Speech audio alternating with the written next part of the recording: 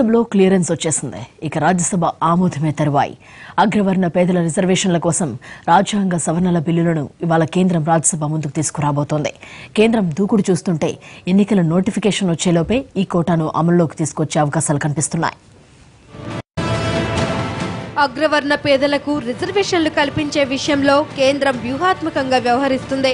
Parliament సమావేశాలు ముగుస్తున్న సమయంలో అకస్మాత్తుగా ఈ అంశాన్ని కేబినెట్ ముందుకు తీసుకొచ్చారు మోదీ. అనుకున్నదే తడవుగా కేబినెట్ క్లియరెన్స్ వచ్చేసింది. ఆ మరుసటి రోజే లోక్సభలో ప్రవేశపెట్టి ఆమోదముద్ర వేయించుకున్నారు. ఇక మిగిలింది రాజ్యసభ ఆమోదం. షెడ్యూల్ ప్రకారం రాజ్యసభ మంగళవారంతో నిరవధిక వాయిదా పడాలి. అయితే రాజ్యాంగ సవరణ బిల్లును ప్రవేశపెట్టేందుకు వీలుగా ఒకరోజు పొడిగించారు.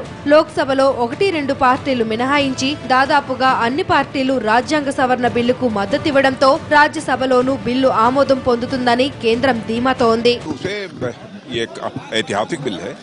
और जिन लोगों को अब तक आरक्षण का लाभ नहीं मिल पाया था, ऐसे सारे लोगों को आरक्षण का लाभ मिलेगा।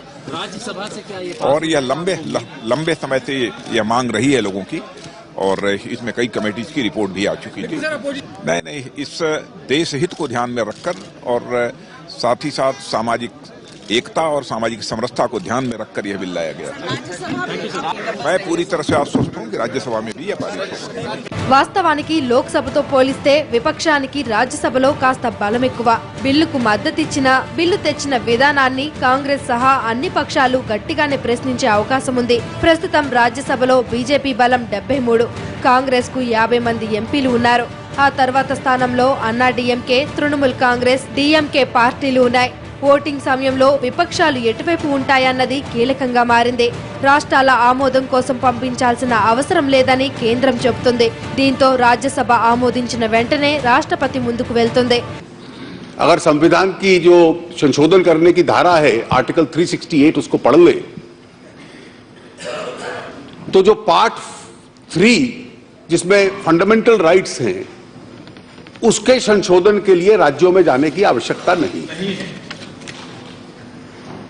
तो इसलिए पहले भी जब आर्टिकल 15(5) अमेंड हुआ और जोड़ा गया प्रमोशंस के संबंध में, तो वो केवल संसद के दोनों सदनों से अप्रूव हुआ था, राज्यों में जाने की आवश्यकता नहीं थी। చట్టంగా మారిన తర్వాత దీనిని వ్యతిరేకిస్తున్న పార్టీలు, వ్యక్తులు న్యాయస్థానాలలో సవాలు చేసే అవకాశాలు కూడా లేకపోలేదు. ఆర్థికంగా వెనుకబాటు ప్రాతిపాదికన రిజర్వేషన్లను న్యాయస్థానాలు ఆమోదించవనే వాదన కూడా ఉంది.